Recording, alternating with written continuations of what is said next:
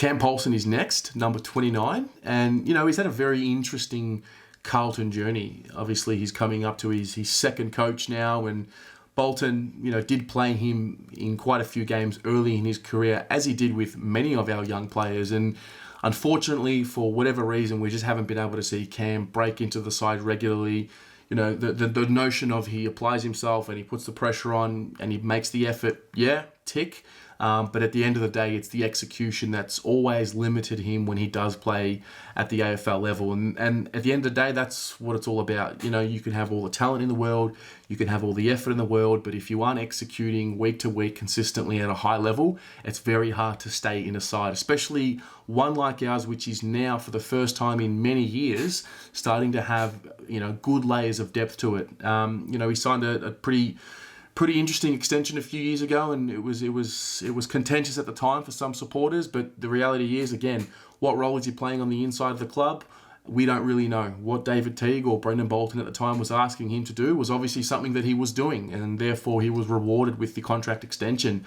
This year, he doesn't have that luxury of knowing what's going to happen in the future, so he's essentially playing for his career in a sense. Is it a make or break? Yeah. If he doesn't perform this year, is he out the door? I don't necessarily think so, and the reason why I say that is because now we know that he's behind the pecking order in that Eddie Betsy's there and Jack Martin in the forward line, and then you add the other layers, when Kennedy plays there and et cetera, et cetera. Having said that, I've seen some articles now with some notions that he's been training with the defenders, and I don't mind that because the ball's going to be coming to him. You don't have to worry about him winning the ball as a forward, which was part of the criticism against him.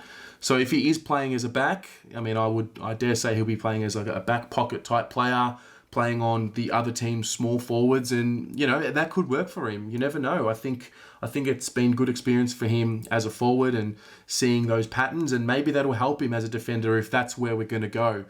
So having said that, I'm not sure what role he's going to play in 2020. It seems like he's going to be tried as a defender, perhaps through the VFL, and we'll see what happens from there. And, good luck to him if he can break into the side and become that small forward defender that we need, which we don't really have, because at the moment it's really up to someone like a Lockie Plowman to take those small forward types. Then I'm all for it. Let's see what happens. Good luck to him. And what about you? How do you see Cam Polson's year playing out? Is there a revival here for him? Is there a role that we can find for him that will allow him to showcase his best footy? And can he stay in the side? Let me know what you think.